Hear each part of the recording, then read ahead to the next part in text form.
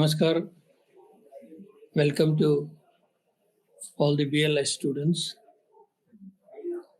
I have given my name, email ID, and the cell number to contact me for any clarification or for any problems in understanding the concept of this particular paper. This paper number is 223, Organization and Management of Information. And there are 3 blocks in this particular course. The block 1 is library classification. Block 2 is library cataloging. And block 3 is indexing. Today, I will cover the block 1 consisting of 6 units, and out of which the first 2 units only are descriptive, and I am not going to deal with them. So the block 1, unit 1, no, this is the wrong one. This is the wrong one.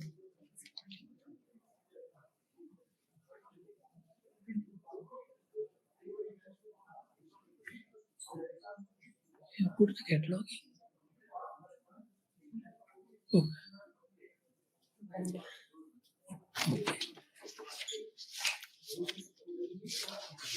So ಮೊಟ್ಟ ಮೊದಲನೆಯ course ಗ್ರಂಥಾಲಯ ಸೂಚೀಕರಣ ಬಗ್ಗೆ ಇರುತ್ತದೆ. ಇದರಲ್ಲಿ definition ಅಂದರೆ ವ್ಯಾಖ್ಯಾನ, library ಕ್ಯಾಟಲಾಗ್ದ ಅವಶ್ಯಕತೆ ಮತ್ತು ಅದರ ಉದ್ದೇಶ ಮತ್ತು functions, qualities and the relation with the classification, symbiosis. ಮತ್ತು ಕ್ಯಾಟಲಾಗಿಂಗ್ ಮತ್ತು ಅದರ ಇಂಪ್ಯಾಕ್ಟ್, ತಂತ್ರಜ್ಞಾನ ಮೇಲೆ ಅದರ ಪ್ರಭಾವ ಯಾವ ಪ್ರಕಾರ ಇದು ಅನ್ನುವಂಥ ಒಂದು ಈ ಕೋರ್ಸ್ನಲ್ಲಿ ನಾವು ಪೂರ್ತಿಯಾಗಿ ಕವರ್ ಮಾಡ್ತಾ ಇದ್ದೇವೆ. ಸೊ ಲೈಬ್ರರಿ ಕ್ಯಾಟಲಾಗಿಂಗ್ ಆ್ಯಂಡ್ ಇಂಡೆಕ್ಸಿಂಗ್, ಇದರಲ್ಲಿ there are parallel changes in cataloging as in classification. ಕ್ಲಾಸಿಫಿಕೇಶನ್ದಲ್ಲಿ ಅನೇಕ ಬದಲಾವಣೆಗಳಾಗಿದ್ದಾವೆ, ಅದೇ ಪ್ರಕಾರ ಕ್ಯಾಟಲಾಗಿಂಗಲ್ಲೂ ಸಹ ಅನೇಕ ಬದಲಾವಣೆಗಳಾಗಿದ್ದಾವೆ. ಮೊಟ್ಟ ಮೊದಲನೇ ಬದಲಾವಣೆ ಅಂದರೆ the bibliographic forms to non bibliographic forms. ಅಂದರೆ ಗ್ರಂಥಾಲಯಗಳಲ್ಲಿರುವಂಥ ಗ್ರಂಥಗಳನ್ನು ಬಿಟ್ಟು ಗ್ರಂಥಗಳಲ್ಲದಂತಹ ಮಾಹಿತಿ ಮೂಲಗಳನ್ನು ಇವಾಗ ಸೂಚೀಕರಣವು ಕವರ್ ಮಾಡುತ್ತದೆ. ಎರಡನೆಯದಾಗಿ types and forms of catalogue, outer ಮತ್ತು ಇನ್ನರ್ ಫಾರ್ಮ್ಸ್ ಅಥವಾ physical or logical forms of catalogue. ಮೂರನೆಯದಾಗಿ ಕ್ಯಾಟಲಾಗ್ ಕೋಡ್ಗಳ ಬಗ್ಗೆ ನಾವು ಕೆಲವೊಂದು ವಿಷಯಗಳನ್ನು ತಿಳ್ಕೊಳ್ಬೇಕಾಗುತ್ತೆ. ಮೂರನೆಯದಾಗಿ ISBD ಮತ್ತು ಮಷಿನ್ ರೀಡಬಲ್ ಕ್ಯಾಟಲಾಗಿಂಗ್ ಅಂದರೆ ಮಾರ್ಕ್, ಇದರ ಬಗ್ಗೆ ಕೆಲವೊಂದು ವಿಷಯಗಳನ್ನು ಇಲ್ಲಿ ಚರ್ಚೆ ಮಾಡೋಣ. ದ ಬಿಬ್ಲಿಯೋಗ್ರಾಫಿಕ್ ರೆಕಾರ್ಡ್ ಫಾರ್ಮೆಟ್ ಅಥವಾ ಗ್ರಂಥಾಲಯಗಳಲ್ಲಿ ಇರುವಂತಹ ಎಲ್ಲ ಮಾಹಿತಿಯನ್ನು ಒಂದು ದಾಖಲೆ ರೂಪದಲ್ಲಿ ನಾವು ಸಂಗ್ರಹ ಮಾಡಿ ಅದನ್ನು ಸೂಚೀಕರಣದಲ್ಲಿ ಅಳವಡಿಸುವಂತಹ ಒಂದು ಸ್ಟ್ಯಾಂಡರ್ಡ್ ಅನ್ನು ISO 2709 ದಲ್ಲಿ ಅಳವಡಿಸಿದ್ದಾರೆ. ನಾನ್ ಬುಕ್ ಮಟೀರಿಯಲ್ಗಳನ್ನು ಕ್ಯಾಟಲಾಗ್ ಮಾಡುವಂಥ ಒಂದು ಕೆಲವೊಂದು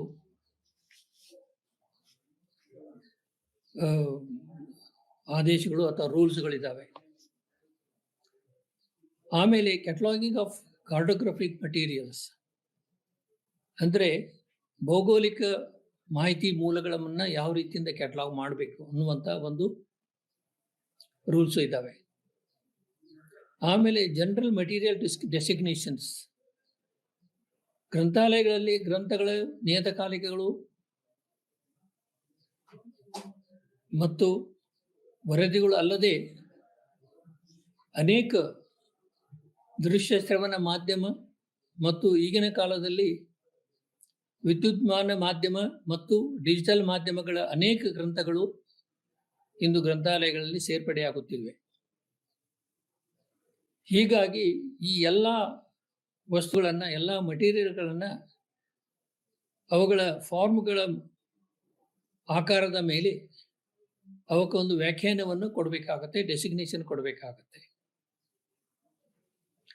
ಆಮೇಲೆ ಕ್ಯಾಟಲಾಗಿಂಗ್ ಆಫ್ ವೆಬ್ ರಿಸೋರ್ಸಸ್, ಮಾಹಿತಿ ಜಾಲದಲ್ಲಿ ಬರುವಂಥ ಅನೇಕ ಮಾಹಿತಿ ಮೂಲಗಳ ಬಗ್ಗೆ ಯಾವ ರೀತಿಯಿಂದ ನಾವು ಕ್ಯಾಟಲಾಗ್ ಮಾಡಬೇಕು ಅನ್ನುವಂಥ ಒಂದು ವಿವರವನ್ನು ಸಹ ಇವಾಗ ಈ ಕ್ಯಾಟಲಾಗಿಂಗ್ ಈ ಯೂನಿಟ್ನಲ್ಲಿ ಕೊಡಲಾಗಿದೆ. ಆಮೇಲೆ ಇಂದು ವಿದ್ಯುನ್ಮಾನ ಸಂಪನ್ಮೂಲಗಳು ಹೆಚ್ಚು ಹೆಚ್ಚು ಬಳಕೆಯಲ್ಲಿ ಬರುವುದರಿಂದ ಹಿಂದಿನ ಸೂಚೀಕರಣ ರೂಲ್ಗಳು, ಆದೇಶಗಳು, ನಿಯಮಗಳು ಬದಲಾವಣೆ ಆಗಬೇಕಾಗತ್ತೆ. ಅದಕ್ಕಾಗಿ ಮೆಟಾಡೇಟಾ ಅನ್ನುವಂಥ ಒಂದು ಹೊಸ ಕನ್ಸೆಪ್ಟನ್ನು ಇವಾಗ ಬಳಕೆಯಲ್ಲಿ ತರ್ತಾ ಇದ್ದಾರೆ. ಡಿಜಿಟಲ್ ಮಾಧ್ಯಮಗಳಲ್ಲಿ ಬರುವಂಥ ಎಲ್ಲ ಮಾಹಿತಿ ಮೂಲಗಳನ್ನು ಮೆಟಾಡೇಟಾ ಮುಖಾಂತರ ಅವನ್ನು ಜೋಡಿಸಿ ಅವುಗಳನ್ನು ಮರಳಿ ಪಡೆಯುವಂಥ ಒಂದು ವ್ಯವಸ್ಥೆಯನ್ನು ಇಂದು ಮಾಡಲಾಗುತ್ತಿದೆ. ಈಗ ನಿಮ್ಮ ಎದುರಿಗೆ ಒಂದು ಚಿತ್ರವನ್ನು ಕೊಡುತ್ತೇವೆ. ಈ ಚಿತ್ರದಲ್ಲಿ ಇರುವಂತಹ ಒಂದು ಕ್ಯಾಟಲಾಗ್ ಕಾರ್ಡ್, ಅದರಲ್ಲಿ ಇರುವಂತಹ ಇದು ಒಂದು ದಾಖಲೆ. ಇದರಲ್ಲಿ ಇರುವಂತಹ ಅನೇಕ ಮಾಹಿತಿಗಳನ್ನ ಓದುಗರಿಗೆ ಅನವಶ್ಯಕವಾದಂತಹ, ಓದುಗರಿಗೆ ಬೇಕಾಗುವಂತಹ ಒಂದು, ಓದುಗರು ಅದನ್ನು ಹುಡುಕುವಂತಹ ಕೆಲವೊಂದು ವ್ಯವಸ್ಥಿತ ರೀತಿಯಲ್ಲಿ ಅವುಗಳನ್ನು ಆರ್ಗನೈಸ್ ಮಾಡಿರ್ತಾರೆ, ಅವರು ಹೊಂದಾಣಿಕೆ ಮಾಡಿರ್ತಾರೆ. ಸಾಮಾನ್ಯವಾಗಿ ಗ್ರಂಥಾಲಯಕ್ಕೆ ಬರುವಂಥ ಓದುಗರು ಯಾವುದೇ ಗ್ರಂಥದ ಬಗ್ಗೆ ಒಂದು ಬೇಡಿಕೆಯನ್ನು ಸಲ್ಲಿಸಿದಾಗ ಆ ಗ್ರಂಥದ ಲೇಖಕ ಅವರ ಬಗ್ಗೆ ಹೆಚ್ಚು ತಿಳಿದುಕೊಳ್ಳುವಂತಹ ಒಂದು ಆಸಕ್ತಿ ಇರುತ್ತೆ. The library users, when they come to the library, they normally ask a book written by an author or by a subject. So ಹೀಗಾಗಿ ಈ ಗ್ರಂಥಾಲಯಗಳ ಒಂದು ದಾಖಲೆ ಅಥವಾ ರೆಕಾರ್ಡ್ ಆ ಕ್ಯಾಟಲಾಗ್ ಕಾರ್ಡ್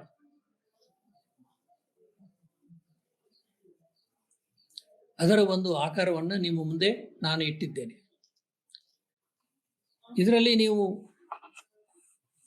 ಕಂಡುಬರುವಂತಹ ವಿಷಯಗಳ ಬಗ್ಗೆ ಸ್ವಲ್ಪದರಲ್ಲಿ ನಾನು ನಿಮಗೆ ತಿಳಿಸಿ ಹೇಳುತ್ತೇನೆ. ಈ ಮೊದಲೇ ಒಂದು ಸಾಲಿನಲ್ಲಿರುವಂತಹ, ಮೊದಲೇ ಲೈನ್ನಲ್ಲಿರುವಂಥದ್ದು ಆಥರ್ ಮತ್ತು ಆಥರನ ಜನ್ಮ ದಿನಾಂಕ, ಜನ್ಮ ವರ್ಷ ಮತ್ತು ಅವನ ಮೃತ್ಯು ವರ್ಷ, ಇದನ್ನು ದಾಖಲೆ ಮಾಡಿರ್ತಾರೆ. ಇದರ ಉದ್ದೇಶ, ಈ ಡಿಕ್ಸ್ ಅನ್ನುವಂತಹ ಲೇಖಕರು ಅನೇಕರು ಇರ್ಬೋದು. ಬೇರೆ ಬೇರೆ ವಿಷಯಗಳಲ್ಲಿ ಡಿಕ್ಸ್ ಅನ್ನುವಂತಹ ಲೇಖಕರು ಬೇರೆ ಬೇರೆ ಗ್ರಂಥಗಳನ್ನು ಬರೆದಿರ್ಬೋದು. ಸೊ ಈ ಲೇಖಕ ಇದೇ ಗ್ರಂಥವನ್ನು ಮಾಡಿದ್ದಾರೆ ಅನ್ನುವಂತಹ ಒಂದು ಸ್ಪಷ್ಟೀಕರಣ ನೀಡಲಿಕ್ಕೆ, to identify the author in the present context, the cataloging rules provide for mentioning or indicating the year of birth of the author and the date of death of the author. If the author is still alive, then it is left blank. Then the second line gives the ಗ್ರಂಥದ ಶೀರ್ಷಿಕೆಯನ್ನು ಕೊಡುತ್ತದೆ. The title of the document. Sketch of the resources of the city of New York, ಇದು ಈ ಗ್ರಂಥದ ಶೀರ್ಷಿಕೆ. ಅದಕ್ಕೆ ಮುಂದುವರೆದು ಈ ಗ್ರಂಥ ಪ್ರಕಟಣೆಯಾದಂತಹ ಸ್ಥಳ ಮತ್ತು ಪ್ರಕಾಶಕರ ಹೆಸರು ಮತ್ತು ಪ್ರಕಾಶನ ವರ್ಷವನ್ನು ಒಟ್ಟೊಟ್ಟಿಗೆ ನಾವು ಅದನ್ನು ಜೋಡಿಸಿ ಕೊಡ್ತೇವೆ. In English, this is known as imprint. The imprint consists of imprint consists of the place of publication, the name of the publisher, and the year of publication. ಮುಂದಿನ ಸಾಲಿನಲ್ಲಿ ಈ ಗ್ರಂಥದ ಒಟ್ಟು ಪುಟಗಳ ಸಂಖ್ಯೆ. ಈ ಗ್ರಂಥವು 104 ಪುಟಗಳಲ್ಲಿ ಮುದ್ರಿತವಾಗಿದೆ. ಕೆಲವೊಂದು ಸಲ ಗ್ರಂಥದ ಕೆಲವು ಮುನ್ನುಡಿ ಪುಟಗಳು ಇರ್ತವೆ, ಅವನ್ನು ಸಹ ನಾವು ಇಲ್ಲಿ ಕೊಡ್ತೇವೆ. ಅವು ರೋಮನ್ ಲಿಪಿಯಲ್ಲಿ ಕೊಡ್ತೇವೆ. We present them in the Roman script. ಗ್ರಂಥದ ಆಕಾರ ಇಟ್ ಈಸ್ 23 ಸೆಂಟಿಮೀಟರ್ಸ್. ಇದು ಗ್ರಂಥದ ಸೀರೀಸ್. ಕೆಲವೊಂದು ಗ್ರಂಥಗಳ ಮಾಲೆಗಳಿರ್ತವೆ. ಇದು ಎಲ್ಲಾ ಗ್ರಂಥಗಳಲ್ಲಿ ಇರಬೇಕಂತ ಏನಿಲ್ಲ. ಈ ಗ್ರಂಥದಲ್ಲಿ ಮಾತ್ರ ಇದು ಸೀರೀಸ್ ಇದೆ. The series is not a mandatory that it consists of in every document. ನಂತರ ಇದು ಒಂದು ನೋಟ್ ಸೆಕ್ಷನ್. ಈ ಗ್ರಂಥದ ಮೊದಲನೆಯ ಒಂದು ಆವೃತ್ತಿ 1927ರಲ್ಲಿ ಪ್ರಕಟ ಆಯಿತು. ಈಗಿರುವಂತಹ 1970ರ ಪ್ರಕಟಣೆ ಅದರ ಮರುಮುದ್ರಣವಾದಂತಹ ಗ್ರಂಥವಾಗಿದೆ. ಇದಲ್ಲದೆ ಅನೇಕ ವಿವರಗಳನ್ನ ಈ ಕ್ಯಾಟಲಾಗ್ ಕಾರ್ಡ್ನಲ್ಲಿ ನಾವು ನೋಡ್ತಾ ಇದ್ದೇವೆ. ಇಟ್ ಇನ್ಕ್ಲೂಡ್ಸ್ ಬಿಬ್ಲಿಯೋಗ್ರಾಫಿಕ್ ರೆಫರೆನ್ಸಸ್, ಅಂದ್ರೆ ಅನೇಕ ಆಕರ ಗ್ರಂಥಗಳ ಒಂದು ಪಟ್ಟಿಯನ್ನು ಸಹ ಈ ಗ್ರಂಥದ ಕೊನೆಗೆ ನೀಡಲಾಗಿದೆ. ಇದು ಒಂದು ಕಾಲ್ ನಂಬರ್. ಈ ಕಾಲ್ number library of Congress classification ಪ್ರಕಾರ ನೀಡಿದಂತಹ ಕಾಲ್ ನಂಬರ್ ಆಗಿದೆ. ಆ ಗ್ರಂಥಕ್ಕೆ ಬೇಕಾಗುವಂತ ಒಂದು ಕ್ಲಾಸ್ ನಂಬರ್ ಮತ್ತು ಬುಕ್ ನಂಬರ್. ಕ್ಲಾಸ್ ನಂಬರ್ ಅಂದ್ರೆ ಆ ಗ್ರಂಥದ ವಿಷಯ ಬಗ್ಗೆ, ಆಮೇಲೆ ಗ್ರಂಥ ಪ್ರಕಟವಾದಂತಹ ಒಂದು ಆಥರ್ ಒಂದು ಕೋಡ್ ಅನ್ನ, ಡಿ ಅಂದ್ರೆ ಡಿಕ್ಸ್, ಇದು ಕಟರ್ ಸ್ಯಾನ್ಬಾರ್ನ್ ಅನ್ನುವಂತ ಒಂದು ಟೇಬಲ್ ನಿಂದ ಪಡೆದಂತ ಇರುತ್ತೆ. ಅದು ಕ್ಲಾಸಿಫಿಕೇಶನ್ ಬಂದಾಗ ಅದನ್ನ ನಾನು ಹೇಳ್ತೇನೆ. ಈ ಕೆಳಗೆ ನೀವು ಎಲ್ಲ ವಿವರಗಳನ್ನ ನೋಡಬಹುದು. Figure 1 author card or main entry. ಇದು ಆಥರ್ ಮೊದಲು ಇರುವುದರಿಂದ ಇದಕ್ಕೆ ಆಥರ್ ಕಾರ್ಡ್ ಅಥವಾ ಲೇಖಕ ಸೂಚಿ ಅಂತ ನಾವು ಹೇಳ್ಬೋದು, ಅಥವಾ ಗ್ರಂಥಕರ್ತ ಸೂಚಿ ಅಂತ ನಾವು ಹೇಳ್ಬೋದು. ಇದು class number. 2 author are the book number, D. 3 call number. ಇದು ಎಲ್ಲ ಸೇರಿ ಕಾಲ್ ನಂಬರ್ ಅಂತ ಹೇಳ್ತಾ ಇದ್ದಾವೆ. Author name. Author name is inverted. ಅಂದ್ರೆ ಸಾಮಾನ್ಯವಾಗಿ ಪ್ರತಿ ಕೆಟಲಾಗಿಂಗ್ ವ್ಯವಸ್ಥೆಯಲ್ಲಿ ಅನೇಕ ನಿಯಮಾವಳಿಗಳ ಗ್ರಂಥಗಳಿರ್ತವೆ, ಕೈಪಿಡಿಗಳಿರ್ತವೆ, ಅಂದ್ರೆ ಕ್ಯಾಟಲಾಗ್ ಕೋಡ್ಸ್ ಅಂತ ಹೇಳ್ತೇವೆ. ಆ ಕೋಡ್ನಲ್ಲಿ ಈ ಲೇಖಕರ ಹೆಸರನ್ನು ಯಾವ ರೀತಿಯಿಂದ ನಾವು ನಮೂದಿಸಬೇಕು ಅನ್ನುವಂಥ ಒಂದು ವಿವರ ಅದರಲ್ಲಿ ಇರುತ್ತೆ. ಸೊ ಇದು first surname, then the first name and the second name of the author. ಇದು ಬೇರೆ ಬೇರೆ ದೇಶಗಳಲ್ಲಿ ಬೇರೆ ಬೇರೆ ರೀತಿಯ ಈ ಹೆಸರುಗಳನ್ನು ನೀಡುವ ಪದ್ಧತಿ ಇರುವುದರಿಂದ ಆ ಪದ್ಧತಿಗೆ ಅನುಸಾರ ನಿಯಮಾವಳಿಗಳನ್ನು ರೂಪಿಸಿರ್ತಾರೆ. ಆ ಪದ್ಧತಿಗೆ ಅನುಸಾರ, ಉದಾಹರಣೆಗೆ ಈ ಕರ್ನಾಟಕದಲ್ಲಿ ಎಲ್ಲ ಪ್ರದೇಶಗಳಲ್ಲಿ ಸರ್ನೇಮ್ ಅನ್ನು ಯೂಸ್ ಮಾಡೋದಿಲ್ಲ, ಫಸ್ಟ್ ನೇಮ್ ಅನ್ನು ಯೂಸ್ ಮಾಡ್ತಾರೆ. ಆ ಪ್ರಕಾರ ಸರ್ನೇಮ್ ಉಪಯೋಗ ಮಾಡುವಂತಹ ಪರಿಸ್ಥಿತಿಗಳಲ್ಲಿ ನಾವು ಸರ್ನೇಮ್ ಅನ್ನ ಹಾಕಬಹುದು. So author dates, title of the book, place of publication, and name of the publisher and year of publication. ಆಮೇಲೆ ದ ಕೊಲೆಕ್ಷನ್, ಈ ಎಲ್ಲ ವಿವರಗಳನ್ನು ನಾವೇನು ಕೊಟ್ಟಿದ್ದೇವೆ, ಇದರಲ್ಲಿ ಇನ್ನೂ ಅನೇಕ ವಿವರಗಳನ್ನು ಇನ್ನೂ ಕೊಡಲಿಕ್ಕೆ ಸಾಧ್ಯ ಇದೆ. ಉದಾಹರಣೆಗೆ ಈ ಬೈಂಡಿಂಗ್, ಯಾವ ರೀತಿಯಿಂದ ಬೈಂಡಿಂಗ್, ಪೇಪರ್ ಬ್ಯಾಕ್ ಇದೆಯಾ ಅಥವಾ ರಟ್ಟು ಕಟ್ಟಿದಾಗಿದೆಯಾ, ಅದನ್ನು ಸಹ ಅದರಲ್ಲಿ ಹೇಳಲಿಕ್ಕೆ ಸಾಧ್ಯ ಇದೆ. ಗ್ರಂಥದ ಮೌಲ್ಯ ಅಥವಾ ಪ್ರೈಸ್, ಅದನ್ನು ಸಹ ಕೊಡ್ಬೋದು. ಗ್ರಂಥದಲ್ಲಿ ಏನಾದರೂ ಚಿತ್ರಗಳು, ಫೋಟೋಗ್ರಾಫ್ ಇದ್ರೆ ಅದನ್ನು ಸಹ ಕೊಡ್ಬೋದು. ಗ್ರಂಥ ಒಂದು ಆಲ್ಬಮ್ ರೀತಿಯಲ್ಲಿದ್ರೆ ಆಲ್ಬಮ್ ಪ್ರಕಾರ ಇದೆ ಅನ್ನುವಂಥ ಸಹ ಕೊಡ್ಬೋದು. ಕೊಲೆಕ್ಷನ್ದಲ್ಲಿ ಆ ಎಲ್ಲ ವಿವರಗಳನ್ನು ನಾವು ಕೊಡಲಿಕ್ಕೆ ಸಾಧ್ಯ ಇದೆ.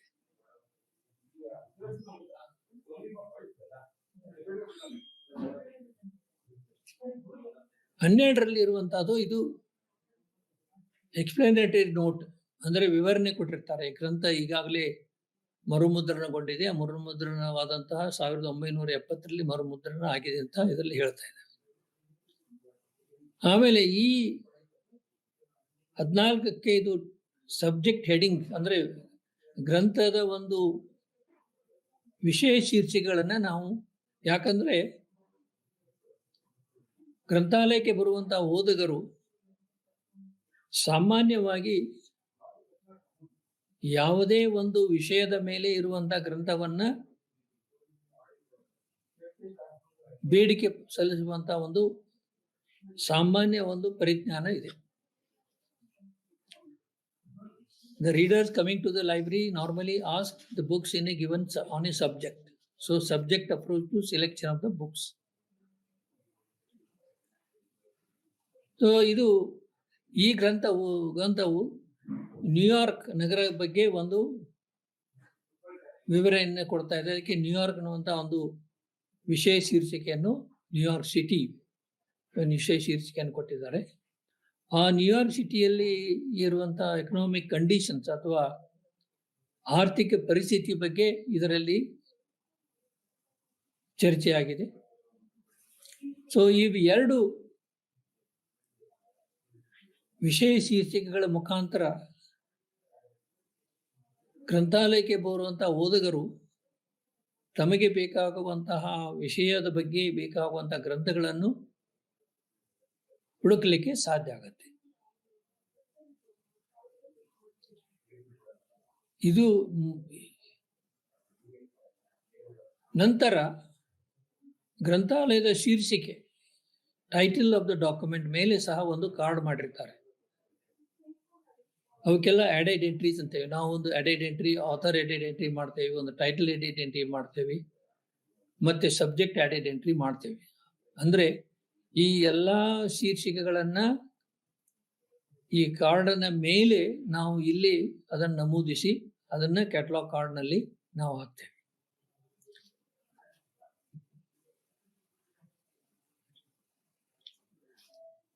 ಸೊ ಹೀಗಾಗಿ ಕ್ಯಾಟಲಾಗ್ ಬಗ್ಗೆ ನಾನು ತಮಗೆ ವಿವರನ ಕೊಟ್ಟಿದ್ವಿ. ಈಗೆಲ್ಲ ಕೊಟ್ಟಂತ ವಿವರಗಳನ್ನೆಲ್ಲ ನಾವು ದ ಬಿಬ್ಲಿಯೋಗ್ರಾಫಿಕ್ ಡೀಟೇಲ್ಸ್ ಅಂತ ಹೇಳ್ತೇವೆ. ಯಾವುದು ಬಿಬ್ಲಿಯೋ ಅಂದ್ರೆ ಗ್ರಂಥ, ಬಿಬ್ಲಿಯೋಗ್ರಾಫಿಕ್ ಅಂದ್ರೆ ಗ್ರಂಥದ ಬಗ್ಗೆ ಇರುವಂತಹ ವಿವರಗಳು. ಸೊ ಬಿಬ್ಲಿಯೋಗ್ರಾಫಿಕ್ ಡೀಟೇಲ್ಸ್ ಅಂತ. ಸೊ ಇವಾಗ ಈ ಮುದ್ರಿತ ಗ್ರಂಥಗಳ ಒಂದು ವಿವರಗಳನ್ನ ನಾವು ನೋಡಿದ್ದೇವೆ. ಇನ್ನು ಹೆಚ್ಚು ಹೆಚ್ಚು ನಾನ್ ಬಿಬ್ಲಿಯೋಗ್ರಾಫಿಕ್ ಫಾರ್ಮ್ಸ್, ಹೆಚ್ಚು ನಾನ್ ಬಿಬ್ಲಿಯೋಗ್ರಾಫಿಕ್ ಫಾರ್ಮ್ಸ್ ಬರುವಂತಹ ಒಂದು ಸನ್ನಿವೇಶ ನಿರ್ಮಾಣ ಆಗ್ತಾ ಇದೆ. ಉದಾಹರಣೆಗೆ ವಿದ್ಯುನ್ಮಾನ ಗ್ರಂಥಗಳು, ವಿದ್ಯುನ್ಮಾನ ನಿಯತಕಾಲಿಕೆಗಳು, ವಿದ್ಯುನ್ಮಾನ audio visual materials, electronic CD ROMs, CDಗಳು ಅಥವಾ ವಿಡಿಯೋಗ್ರಾಫ್ಗಳು, ಈವನ್ ಮ್ಯಾಪ್ಸ್ ಅಂಡ್ ಗ್ಲಾಬ್ಸ್, ಅವು ಸಹ ಇವು ವಿದ್ಯುನ್ಮಾನ ಫಾರ್ಮ್ನಲ್ಲಿ ಬರ್ತಾ ಇದ್ದಾವೆ. ಇನ್ನು ಗ್ರಂಥಾಲಯದ ಸೂಚೀಕರಣದಲ್ಲಿ ಕೆಲವು ಭಾಗಗಳಿದ್ದಾವೆ. There are forms of the catalogue which are known as outer forms and the inner forms, or physical forms of the logical forms. ಈ physical forms and logical forms ಅಲ್ಲಿ ತುಂಬಾ ಬದಲಾವಣೆಗಳಾಗಿದ್ದಾವೆ. ಈಗಾಗಲೇ ತಮಗೆ ತೋರಿಸಿದಂತೆ ಇದು card form, 5x3 size card form. ಈ outer ಫಾರ್ಮ್ದಲ್ಲಿ ಅಥವಾ ಫಿಸಿಕಲ್ ಫಾರ್ಮ್ದಲ್ಲಿ ಭೌತಿಕ ಒಂದು ಏನು ವ್ಯವಸ್ಥೆ ಇದೆ, ಭೌತಿಕ ಆಕಾರ ಏನಿದೆ ಅದು ಬಹಳ ಬದಲಾವಣೆ ಆಗ್ತಾ ಇದೆ. ಮೊಟ್ಟ ಮೊದಲೆಯ ಒಂದು ಸೂಚೀಕರಣವನ್ನು ನಾವು ಕಂಡಾಗ ನಮಗೆ ಲಭ್ಯವಾಗುವಂತಹ ಸೂಚೀಕರಣ ಪತ್ರಗಳು, ಸೂಚೀಕರಣಗಳು ಅವು ಬುಕ್ ಫಾರ್ಮ್ನಲ್ಲಿದ್ದು, ಪ್ರಿಂಟೆಡ್ ಬುಕ್ ಫಾರ್ಮ್ನಲ್ಲಿದ್ದು. ನಂತರ ಶೀಟ್ ಫಾರ್ಮ್ನಲ್ಲಿ ಬಂತು, ನಂತರ ಕಾರ್ಡ್ ಫಾರ್ಮ್ನಲ್ಲಿ ಬಂತು. ಈ ಕಾರ್ಡ್ ಫಾರ್ಮ್ನಲ್ಲಿ ಬಂದಿದ್ದು ಒಂದು ಮಾನಕವಾಗಿ ಇಂದು ಬೆಳಕಿಗೆ ಅಥವಾ ಉಪಯೋಗದಲ್ಲಿದೆ. ಒಂದು ಸ್ಟ್ಯಾಂಡರ್ಡ್ ಫಾರ್ಮ್ ಆಗಿ ಇದೆ. ಅದರ ಅಳತೆ 5x3 ಸೈಜ್ ಕಾರ್ಡ್. ಇದು ವಿಶ್ವದಾದ್ಯಂತ ಒಂದು ಸ್ಟ್ಯಾಂಡರ್ಡ್ ಆಗಿ ಇವತ್ತು ಹೊರಹೊಮ್ಮಿದೆ. ವಿಶ್ವದಾದ್ಯಂತ ಒಂದು ಸ್ಟ್ಯಾಂಡರ್ಡ್ ಆಗಿ ಹೊರಹೊಮ್ಮಿದೆ. ಯಾವುದೇ ದೇಶದಲ್ಲಿ ನಾವು ಕಾರ್ಡ್ ಫಾರ್ಮ್ ಕ್ಯಾಟಲಾಗ್ ನೋಡಿದ್ರೆ ಅದು 5x3 5 ಅಂಗುಲಕ್ಕೆ 3 ಅಂಗುಲ ಈ ಅಳತೆಯ ಒಂದು ಕಾರ್ಡು ಎಲ್ಲಾ ಪ್ರದೇಶಗಳ ಎಲ್ಲಾ ಗ್ರಂಥಾಲಯಗಳಲ್ಲಿ ಇವತ್ತು ಅಳವಡಿಸಿಕೊಂಡಿದ್ದಾರೆ. ಇನ್ನು ಇನ್ನರ್ ಫಾರ್ಮ್, ಹಾಗೆ ಒಳರಚನೆ ಅಥವಾ ತರ್ಕಬದ್ಧ ರಚನೆ. ಇವಾಗ ನಾವು ಮೇನ್ ಕಾರ್ಡ್ ನೋಡಿದೀವಿ, ಅದು ಇನ್ನರ್ ಕಾರ್ಡ್. ಅಂದ್ರೆ ಈ ತರ್ಕಬದ್ಧವಾದಂತಹ ರಚನೆಯನ್ನ ಸೂಚೀಕರಣದಲ್ಲಿ ಮಾಡಬೇಕಾದ್ರೆ ಈ ತರ್ಕಬದ್ಧವಾದಂತಹ ಒಂದು ವ್ಯವಸ್ಥೆ ಅಂದ್ರೆ ಓದುಗರ ಬೇಡಿಕೆಗೆ ಅನುಸಾರವಾಗಿ ಆ ತರ್ಕಬದ್ಧ ರಚನೆಯನ್ನು ನಾವು ಮಾಡ್ತೇವೆ. ಈಗ ಓದುಗರು ಕಾಲ್ ನಂಬರ್ ಬಗ್ಗೆ ಕೇಳ್ಬೋದು, ಅದು ವಿಷಯ ನಂಬರ್ ಬಗ್ಗೆ ಕೇಳ್ಬೋದು, ವಿಷಯ ಕ್ಲಾಸ್ ನಂಬರ್ ಬಗ್ಗೆ ಕೇಳ್ಬೋದು. ಅದ್ರ ಬಗ್ಗೆ ಇಲ್ಲಿ ನಾವು ಅದರ ವಿವರವನ್ನು ಕೊಟ್ಟಿರ್ತೇವೆ. ಇದನ್ನು ನೋಡಿ ಅವರು ಈ ಗ್ರಂಥ ಯಾವ ವಿಷಯದ ಗ್ರಂಥ ಇದೆ ಅನ್ನುವಂಥದ್ದು ಅದನ್ನ ತಿಳಿಕೊಳ್ಳಿಕ್ಕೆ ಸಾಧ್ಯ ಆಗುತ್ತೆ. ಇದು ಓದುಗರ ಬೇಡಿಕೆಯ ಲೇಖಕರನ್ನ ಕಂಡುಹಿಡಿಯುವಂತಹ ಒಂದು ಸ್ಥಳ. ಇದು ಒಂದು ಲಾಜಿಕಲ್ ಫಾರ್ಮ್. ಇದು ಓದುಗರು ಸಾಮಾನ್ಯವಾಗಿ ಈ ಒಂದು ತರ್ಕವನ್ನ ಕಂಡುಹಿಡ್ತಾರೆ. ಸೊ ಇದೇ ಪ್ರಕಾರ ಅನೇಕ ಹೆಚ್ಚಿನ ದಾಖಲೆಗಳನ್ನ, ರೆಕಾರ್ಡ್ಗಳನ್ನ ಅಥವಾ ಎಡೆಡ್ ಎಂಟ್ರೀಸ್ಗಳನ್ನ ನಾವು ಮಾಡ್ತೇವೆ. ಓದುಗರು ಗ್ರಂಥದ ಶೀರ್ಷಿಕೆಯ ಬೇಡಿಕೆ ಇಟ್ಟಾಗ ಈ ಈ ಒಂದು ಶೀರ್ಷಿಕೆಯ ನಮೂದನ್ನು ಅದನ್ನು ಇಲ್ಲಿ ನಾವು ಮೇಲೆ ಟೈಪ್ ಮಾಡ್ತೇವೆ. ಅಂದ್ರೆ ಅದನ್ನ ಆ ಪ್ರಕಾರ ನಾವು ಅದನ್ನ ಜೋಡಿಸ್ತೇವೆ. ಸೊ ಶೀರ್ಷಿಕೆ ಬಗ್ಗೆ ಇದು ಎಸ್ ಕ್ಯಾಟಗರಿಯಲ್ಲಿ ಹೋಗುತ್ತೆ. ಓಕೆ, ಸೊ ಈ ಕ್ಯಾಟಲಾಗ್ದಲ್ಲಿ ಅನೇಕ ವಿಷಯಗಳ ಬಗ್ಗೆ ನಾವು ಚರ್ಚೆ ಮಾಡ್ತೇವೆ. ಆ ವಿಷಯಗಳ ಒಂದು ಶೀರ್ಷಿಕೆಗಳನ್ನ ಸಹ ನಾವು ಇಲ್ಲಿ, ಈಗ ನ್ಯೂಯಾರ್ಕ್ ಸಿಟಿ ಅಂತ ಇಲ್ಲಿ ಮೇಲೆ ಟೈಪ್ ಮಾಡ್ತೇವೆ. ಎಕನಾಮಿಕ್ ಕಂಡೀಷನ್ ಇನ್ನೊಂದು ಕಾರ್ಡ್ನಲ್ಲಿ ಅದನ್ನು ಟೈಪ್ ಮಾಡ್ತೇವೆ. ಹೀಗೆ ಓದುಗರು ಯಾವ ಯಾವ ಬೇಡಿಕೆಗಳನ್ನು ಸಲ್ಲಿಸ್ತಾರೆ ಆ ಬೇಡಿಕೆಗಳ ಅನುಗುಣವಾದಂತಹ ಒಂದು ಹೆಚ್ಚಿನ ಮಾಹಿತಿ ದಾಖಲೆಗಳನ್ನ ನಾವು ತಯಾರು ಮಾಡ್ತೇವೆ. ಅಡಿಷನಲ್ ಎಂಟ್ರೀಸ್ ಅಂತ ಹೇಳ್ತೇವೆ ಇಂಗ್ಲಿಷ್ನಲ್ಲಿ. ಈ ಕ್ಯಾಟಲಾಗ್ಲಿ ಅಡಿಷನಲ್ ಎಂಟ್ರೀಸ್ ಅಂತ ಹೇಳ್ತೇವೆ. ಇದು ಲೈಬ್ರರಿ ಆಫ್ ಕಾಂಗ್ರೆಸ್ನಲ್ಲಿ ದಾಖಲೆ ಮಾಡಿದಂತಹ ಒಂದು ಗ್ರಂಥ. ಇದು ಲೈಬ್ರರಿ ಆಫ್ ಕಾಂಗ್ರೆಸ್ ಇದ್ದು ನಂಬರ್, ಅದು ಒಂದು ಕ್ರಮ ಸಂಖ್ಯೆ. ಆಮೇಲೆ ಇದು ಮಾರ್ಕ್ ಅನ್ನುವಂಥ ಇದ್ರ ಬಗ್ಗೆ ನಾನು ಹೇಳ್ತಾ ಇದ್ದೇನೆ. ಮುಂದೆ ಹೇಳ್ತೇನೆ. ಮಾರ್ಕ್ ಅನ್ನುವಂಥದ್ದು ಮೆಷಿನ್ ರೀಡೇಬಲ್ ಕ್ಯಾಟಲಾಗಿಂಗ್ ಒಂದು ತಂತ್ರಾಂಶ. ಇದು ಕಂಪ್ಯೂಟರ್ ಮುಖಾಂತರ, ಅದು ಗಣಕಯಂತ್ರ ಮುಖಾಂತರ ಗ್ರಂಥಾಲಯದ ಎಲ್ಲ ಸೂಚೀಕರಣವನ್ನು ಮಾಡುವಂತ ಒಂದು ತಂತ್ರಾಂಶ ಇದು ಮಾರ್ಕ್ ರೆಕಾರ್ಡ್ ಅಂತ.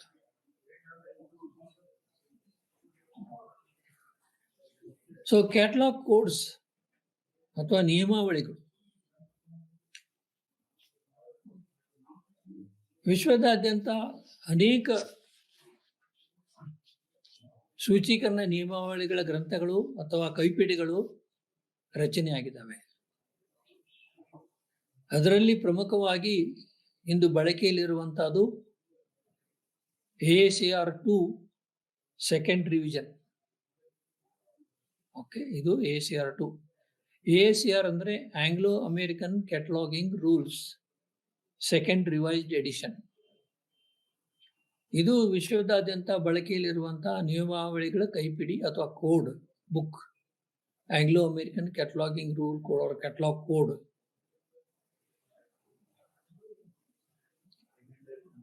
ಈ ನಿಯಮಾವಳಿಗಳ ಉದ್ದೇಶ ಏನಂದ್ರೆ, the purpose of the catalogue code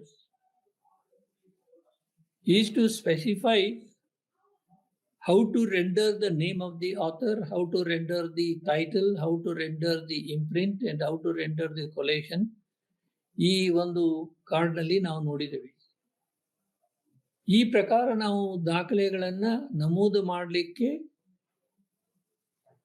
ಈ ಕ್ಯಾಟಲಾಗ್ ಕೋಡ್ಗಳು ನಮಗೆ ಸಹಾಯ ಮಾಡ್ತವೆ. ಈಗ ಇದು ಒಂದು ವೈಯಕ್ತಿಕ ಲೇಖಕನ ಹೆಸರು. ಯಾವುದೇ ಗ್ರಂಥವನ್ನ ಕೇವಲ ಒಬ್ಬ ವ್ಯಕ್ತಿ ರಚನೆ ಮಾಡುವುದಿಲ್ಲ, ಒಂದು ಸಂಸ್ಥೆನೂ ರಚನೆ ಮಾಡುವ ಸಾಧ್ಯತೆ ಇದೆ, ಒಂದು ವಿಶ್ವವಿದ್ಯಾಲಯ ರಚನೆ ಮಾಡುವ ಸಾಧ್ಯತೆ, ಒಂದು ಸಾಂಸ್ಕೃತಿಕ ಸಂಘ ರಚನೆ ಮಾಡುವಂತ ಸಾಧ್ಯತೆ ಇದೆ. ಹೀಗಾಗಿ ಈ ಅನೇಕ ಪ್ರಕಾರದ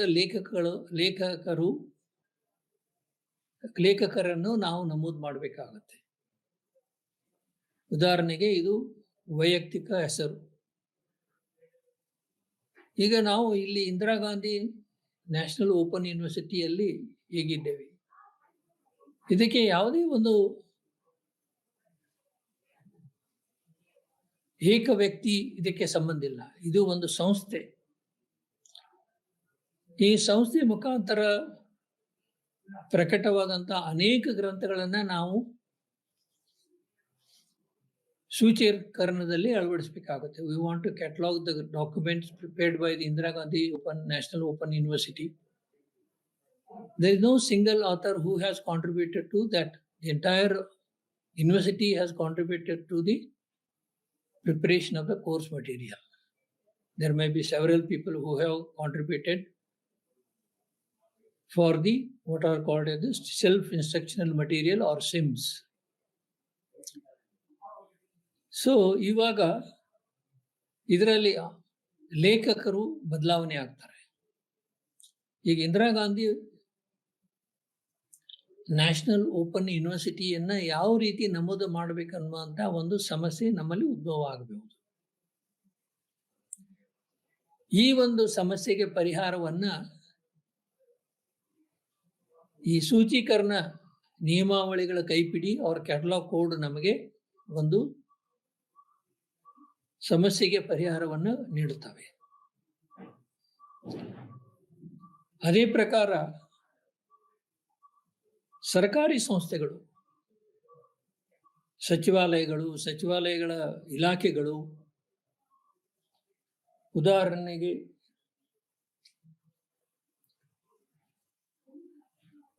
ಕೇಂದ್ರ ಸರ್ಕಾರದಲ್ಲಿ ಇರುವಂತಹ ಅನೇಕ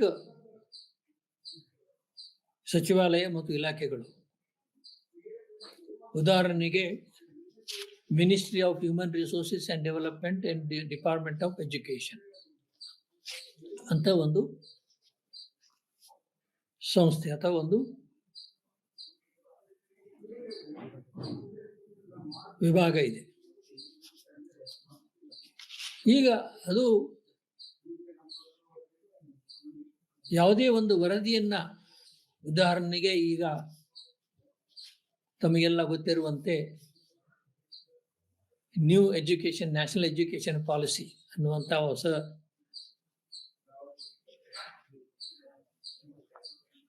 ಒಂದು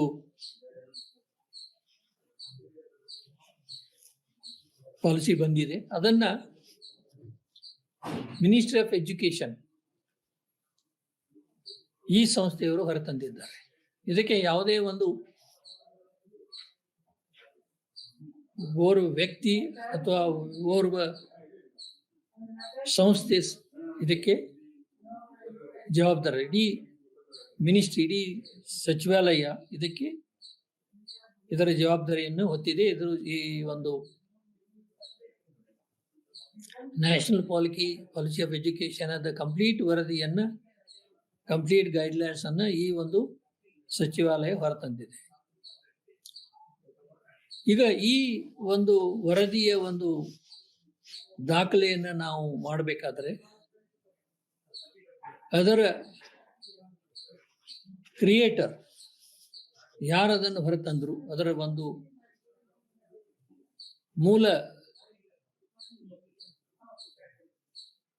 ವ್ಯಕ್ತಿ ಅಥವಾ ಸಂಸ್ಥೆ ಯಾರದು, ಅದನ್ನ ನಾವು ಕಂಡುಹಿಡಬೇಕು. ಆ ಪ್ರಸಂಗದಲ್ಲಿ ಮತ್ತೆ ನಾವು ಈ ASCR ರೂಲ್, ASCR ಅನ್ನುವಂತಹ ಒಂದು ನಿಯಮಾವಳಿಗಳ ಕೈಪಿಡಿಗೆ ಹೋದಾಗ ನಮಗೆ ಒಂದು ಸ್ಪಷ್ಟವಾದ ಒಂದು ಆದೇಶ ಅಲ್ಲಿ ಸಿಗುತ್ತೆ. We find a rule how to render a ministry. For example, the Ministry of Human Resources Development may be there in central government, may be there in Karnataka state, may be there in Uttar Pradesh, may be there in Delhi, and so on and so forth. So ಈ ಒಂದು ಮಾನವ ಸಂಪನ್ಮೂಲ ಸಚಿವಾಲಯ ಬಗ್ಗೆ ನಾವು ಒಂದು ಸೂಚೀಕರಣ ಮಾಡಬೇಕಾದಾಗ ಆ ರೂಲನ್ನ, ಆ ಒಂದು ನಿಯಮಾವಳಿಯನ್ನ ನಾವು ಕಂಡುಕೊಂಡು ಅಲ್ಲಿ ಇದು ರಾಜ್ಯ ಸರ್ಕಾರಕ್ಕೆ ಸಂಬಂಧಿಸಿದಂತಹ ವರದಿನೋ, ರಾಜ್ಯ ಸರ್ಕಾರ ಹೊರತಂದಂತಹ ವರದಿನೋ ಅಥವಾ ಕೇಂದ್ರ ಸರ್ಕಾರ ಹೊರತಂದಂತಹ ವರದಿನೋ ಅಂತ ನಮಗೆ ಸ್ಪಷ್ಟವಾದ ಚಿತ್ರಣ ಇದ್ದಾಗ ಮೊಟ್ಟ ಮೊದಲನೇದಾಗಿ ನಾವು ಯಾವ ಸರ್ಕಾರ ಇದಕ್ಕೆ ಹೊಣೆಯಾಗಿದೆ ಅದನ್ನ ನಾವು ಫಸ್ಟ್ ನಮೂದಿಸಬೇಕು. ಉದಾಹರಣೆಗೆ ನ್ಯಾಷನಲ್ ಎಜುಕೇಶನ್ ಪಾಲಿಸಿ, ರಾಷ್ಟ್ರೀಯ ಶಿಕ್ಷಣ ನೀತಿ 2020 ಇದನ್ನು ನಾವು ಸ್ಪಷ್ಟವಾಗಿ ನಮೂದಿಸಬೇಕು. ಯಾಕಂದ್ರೆ ರಾಷ್ಟ್ರೀಯ ಶಿಕ್ಷಣ ನೀತಿ ಅನೇಕ ಹಿಂದಿನ ದಿನಮಾನಗಳಲ್ಲಿ, ಹಿಂದಿನ ಶತಮಾನಗಳಲ್ಲಿ, ಹಿಂದಿನ ದಶಮಾನಗಳಲ್ಲಿ ಸಹ ಹೊರಬಂದಿದೆ. ಉದಾಹರಣೆಗೆ 1986ರಲ್ಲಿ ಸಹ ರಾಷ್ಟ್ರೀಯ ಶಿಕ್ಷಣ ನೀತಿಯನ್ನ ಕೇಂದ್ರ ಸರ್ಕಾರವು ಹೊರತಂದಿತ್ತು, ಪ್ರಕಟಿಸಿತ್ತು. ಅದನ್ನು 1991ರಲ್ಲಿ ಪರಿಷ್ಕರಿಸಲಾಯಿತು. ಹೀಗಾಗಿ ಈ ರಾಷ್ಟ್ರೀಯ ಶಿಕ್ಷಣ ನೀತಿಯ ಒಂದು ವರ್ಷವನ್ನ ನಾವು ದಾಖಲಿಸಬೇಕಾಗತ್ತೆ.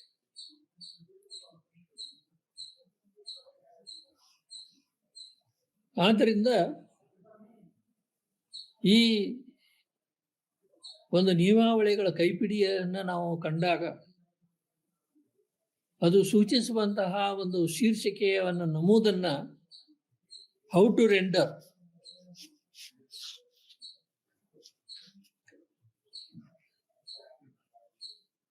the organization responsible for bringing out the document National Education Policy 2020, ರಾಷ್ಟ್ರೀಯ ಶಿಕ್ಷಣ ನೀತಿ 2020 ಈ ವರದಿಯನ್ನ ಹೊರತರಲು ಕಾರಣೀಭೂತವಾದಂತಹ ಸಂಸ್ಥೆ ಯಾವುದು? ಈ ವಿವರಗಳು ನಮಗೆ ಆ ಸಂಸ್ಥೆಗೆ ಶೀರ್ಷಿಕೆ ಪುಟದ ಮೇಲೆ ನಮಗೆ ಲಭ್ಯವಾಗುತ್ತೆ. ಶೀರ್ಷಿಕೆ ಹಿಂಬದಿ ಪುಟದಲ್ಲಿ ಸಹ ನಮಗೆ ಅನೇಕ ವಿವರಗಳು ಗೊತ್ತಾಗ್ತವೆ. ಆ ಶೀರ್ಷಿಕೆಯನ್ನು ಅವಲೋಕಿಸಿದಾಗ ಭಾರತ ಸರ್ಕಾರ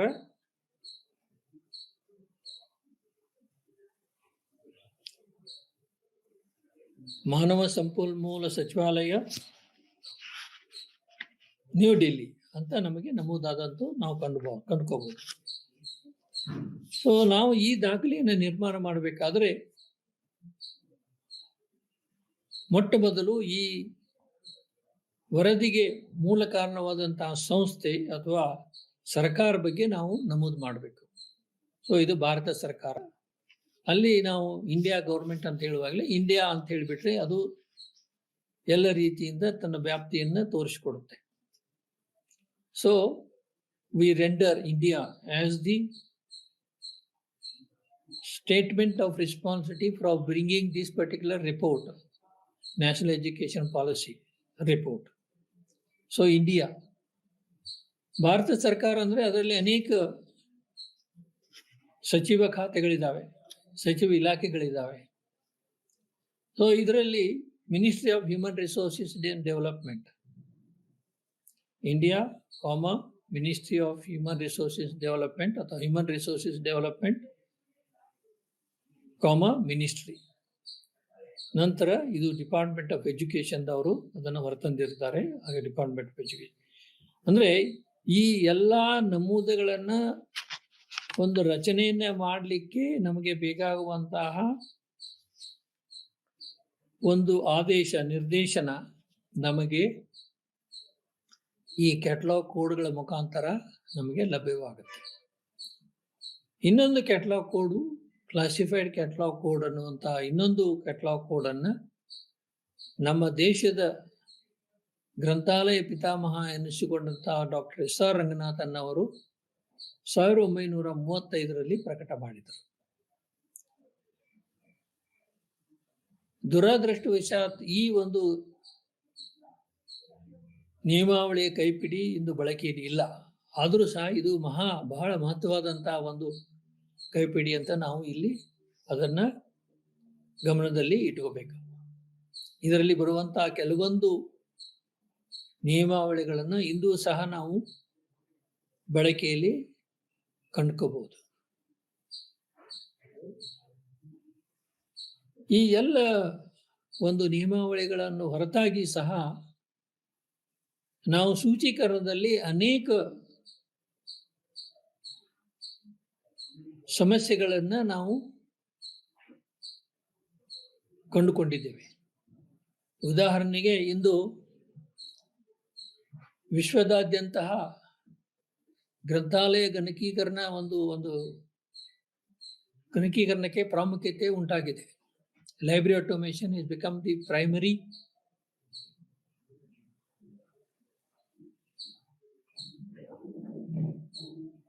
function in most of the library. ಗ್ರಂಥಾಲಯಗಳ ಒಂದು ಬೃಹತ್ ಜಾಲವೂ ಸಹ ಇಂದು ನಿರ್ಮಾಣ ಆಗಿದೆ. ಇದು ಗ್ರಂಥಾಲಯಗಳ ಗಣಕೀಕರಣದ ಒಂದು ಪ್ರಭಾವ ಅಂತ ನಾವು ಹೇಳಬಹುದು. ಗ್ರಂಥಾಲಯಗಳ ಈ ಒಂದು ಗ್ರಂಥಗಳ ಒಂದು ಬಿಬ್ಲಿಯೋಗ್ರಾಫಿಕ್ ಡೀಟೇಲ್ಸ್, ಬಿಬ್ಲಿಯೋಗ್ರಾಫಿಕ್ ಎಲಿಮೆಂಟ್ಸ್, ಗ್ರಂಥಗಳ ಎಲ್ಲ ವಿವರಗಳನ್ನು ನಾವು ಗಣಕಯಂತ್ರದಲ್ಲಿ ಅಳವಡಿಸಬೇಕಾದರೆ ಅನೇಕ ಸಮಸ್ಯೆಗಳು ನಮಗೆ ಉದ್ಭವವಾಗುತ್ತವೆ.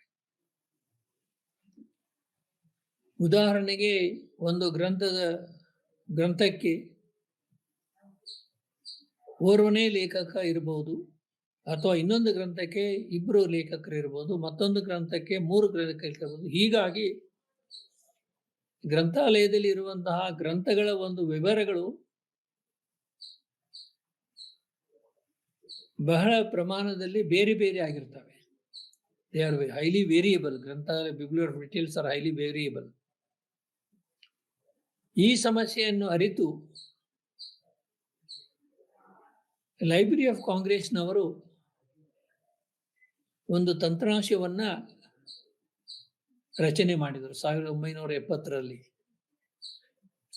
ಆ ತಂತ್ರಾಂಶಕ್ಕೆ ಮಾರ್ಕ್ ಅನ್ನುವಂಥ ಒಂದು ಹೆಸರಿದೆ. ಮಾರ್ಕ್ ಅಂದ್ರೆ ಮಷಿನ್ ರೀಡೇಬಲ್ ಕ್ಯಾಟಲಾಗಿಂಗ್. ಈ ತಂತ್ರಾಂಶದಲ್ಲಿ ವಿಶಿಷ್ಟವಾಗಿ ಅಳವಡಿಸಿದಂತಹ ಒಂದು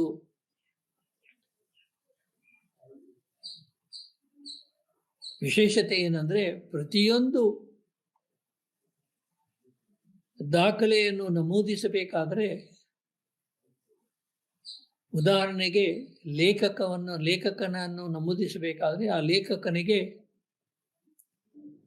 3 ಅಂಕಿಗಳ ಒಂದು ಕೋಡನ್ನು ಪ್ರಿಫಿಕ್ಸ್ ಮಾಡ್ತಾರೆ. 3 ಅಂಕಿಗಳ ಒಂದು ಕೋಡನ್ನು ಪ್ರಿಫಿಕ್ಸ್ ಮಾಡ್ತಾರೆ. ಉದಾಹರಣೆಗೆ ಆಥರ್, ಅದಕ್ಕೆ ಒಂದು ಕೋಡ್ ಅಂದ್ರೆ 100. ಟೈಟಲ್ ಅಂದ್ರೆ 260. ಅಥವಾ ಒಂದು ಸಂಸ್ಥೆ ಲೇಖಕನಾಗಿ ಇದ್ದರೆ ಆ ಸಂಸ್ಥೆಯ ಕೋಡು, ಆ ಸಂಸ್ಥೆಯ ಹೆಸರಿನ ಕೋಡು 110. So there are different codes for the authorship. For personal author it is 100. For corporate author it is 110. For others it is 120. So ಈ ಒಂದು ಕೋಡಿನ ಮುಖಾಂತರ ನಮಗೆ ಬೇಕಾಗುವಂತಹ ಎಲ್ಲ ಮಾಹಿತಿಯನ್ನ ಗಣಕಯಂತ್ರದಲ್ಲಿ ನಾವು ಅಳವಡಿಸಲಿಕ್ಕೆ ಸಾಧ್ಯ ಆಗುತ್ತೆ. ವಿಶ್ವದಾದ್ಯಂತ ಗ್ರಂಥಾಲಯಗಳು ಗಣಕೀಕರಣ ಮಾಡಬೇಕಾದ್ರೆ, ಗ್ರಂಥಗಳ ಸೂಚೀಕರಣ ಮಾಡಬೇಕಾದ್ರೆ ಇಂದು ಮಾರ್ಕ್ ರೆಕಾರ್ಡ್ ಫಾರ್ಮೆಟ್ ಅಥವಾ ಮಾರ್ಕ್ ಅನ್ನುವಂತಹ ಒಂದು ತಂತ್ರಾಂಶವನ್ನ ಜಗತ್ತಿನಾದ್ಯಂತ ಇಂದು ಉಪಯೋಗ ಮಾಡ್ತಾ ಇದ್ದಾರೆ. ಇಂದು ಗ್ರಂಥಾಲಯ ಗಣಕೀಕರಣ ಅನೇಕ ತಂತ್ರಾಂಶಗಳು ಹೊರಬಂದಿದ್ದಾವೆ. ಆ ಎಲ್ಲ ತಂತ್ರಾಂಶಗಳಲ್ಲಿ ಈ ಮಾರ್ಕ್ ರೆಕಾರ್ಡ್ ಫಾರ್ಮೆಟ್ ಅನ್ನು ಅಳವಡಿಸಲಾಗಿದೆ. ಈ ಮಾರ್ಕ್ ರೆಕಾರ್ಡ್ ಫಾರ್ಮೆಟ್ ಇದೊಂದು ಸ್ಟ್ಯಾಂಡರ್ಡ್ ಆಗಿ ಹೊರಹೊಮ್ಮಿದೆ. ಅಂತಾರಾಷ್ಟ್ರೀಯ standards organisation, ISO international standards organisation, ಈ ಮಾರ್ಕ್ ರೆಕಾರ್ಡ್ ಫಾರ್ಮೆಟ್ ಅನ್ನು ಒಂದು ಸ್ಟ್ಯಾಂಡರ್ಡ್ ಆಗಿ ಪರಿವರ್ತಿಸಿ ಅದಕ್ಕೆ ಒಂದು ಸಂಖ್ಯೆಯನ್ನು ನೀಡಿದೆ. ಹೀಗಾಗಿ ಮಾರ್ಕ್ ರೆಕಾರ್ಡ್ ಫಾರ್ಮೆಟ್ ಈ ಒಂದು ಸ್ಟ್ಯಾಂಡರ್ಡ್ ಆಗಿ ಪರಿವರ್ತನೆಗೊಂಡು ಇದು ISO 2709 ಅಂತ ನಮೂದಿಸಲಾಗುತ್ತದೆ. ಸೊ ಈ ಒಂದು ಬದಲಾವಣೆ ಗ್ರಂಥಾಲಯಗಳು ಗಣಕೀಕರಣ ಮಾಡಲಿಕ್ಕೆ ಒಂದು ಒಳ್ಳೆಯ ಅವಕಾಶವನ್ನ ನೀಡಿವೆ. ಇನ್ನು ಕ್ಯಾಟಲಾಗಿಂಗ್ ಆಫ್ ನಾನ್ ಬುಕ್ ಮಟೀರಿಯಲ್ಸ್ ಅಂದ್ರೆ ಆಗದಂತಹ ಮುದ್ರಣ ಬಿಟ್ಟು ಅದರ ಹೊರಬರುವಂತಹ ಅಮುದ್ರಿತ ಗ್ರಂಥಗಳನ್ನ ಯಾವ ರೀತಿಯಿಂದ ನಾವು ಸೂಚೀಕರಣ ಮಾಡಬೇಕು, ಅಥವಾ ಭೌಗೋಳಿಕ ಸಂಪನ್ಮೂಲಗಳನ್ನು, ಉದಾಹರಣೆಗೆ ಮ್ಯಾಪ್ಸ್ ಇದಾವೆ, ಗ್ಲೋಬ್ಸ್ ಇದಾವೆ, ಅಟ್ಲಾಸಿಸ್ ಇದಾವೆ, ಗ್ಯಾಜೆಟಿಯರ್ಸ್ ಇದಾವೆ, ಅವನ್ನ ಯಾವ ರೀತಿಯಿಂದ ನಾವು ಸೂಚೀಕರಣ ಮಾಡಬೇಕು, ಅದಕ್ಕೆ ಯಾವ ರೀತಿಯಿಂದ ನಮೂದುಗಳನ್ನು ಮಾಡಬೇಕನ್ನುವಂತಹ ಒಂದು ವಿಷಯವನ್ನ ನಾವು ಇಂದು ಇಲ್ಲಿ ನೋಡೋಣ. ಈ ಉದಾಹರಣೆ ಇದು ಒಂದು ಮುದ್ರಿತ ಗ್ರಂಥ, ಹೀಗಾಗಿ ಇದರಲ್ಲಿ ನಾವು ಯಾವುದೇ ಒಂದು ನಮೂದನ್ನು ಮಾಡಿಲ್ಲ. ಕೇವಲ ಇದರಲ್ಲಿ ಬೇಕಾಗುವಂತ ಕ್ಲಾಸ್ ನಂಬರು, ಇದು DVD ಕ್ಲಾಸಿಫಿಕೇಶನ್ ಕ್ಲಾಸ್ ನಂಬರು, ಇದು library of Congress serial number, ಇದು ಮಾರ್ಕ್ ರೆಕಾರ್ಡ್ ಫಾರ್ಮೆಟ್. ಈ ಅಮುದ್ರಿತ ಗ್ರಂಥಗಳನ್ನ ಗ್ರಂಥಾಲಯದಲ್ಲಿ ಸೂಚೀಕರಣ ಮಾಡಿದಾಗ ಅವುಗಳಿಗೆ ಬೇಕಾಗುವಂತಹ ನಮೂದುಗಳನ್ನು ಮಾಡುವಂತಹ ಒಂದು ಅಂಕನ ಪಟ್ಟಿಯನ್ನ ಇಲ್ಲಿ ನಾವು ನೋಡ್ತಾ ಇದ್ದೇವೆ. ಉದಾಹರಣೆಗೆ ಬ್ರೈಲ್ ಗ್ರಂಥ ಅಥವಾ ಕುರುಡರು ಓದುವಂತಹ ಗ್ರಂಥ, ದೃಷ್ಟಿಮಾಂದ್ಯರಿಗೆ ಹೋಗುವಂತ ಗ್ರಂಥ, ಇದು ಬ್ರೈಲ್. ಕಾರ್ಟೋಗ್ರಫಿ ಮೆಟೀರಿಯಲ್ಸ್, ಅದಕ್ಕೆ ಏನು ನಮೂದು ಮಾಡಬೇಕು,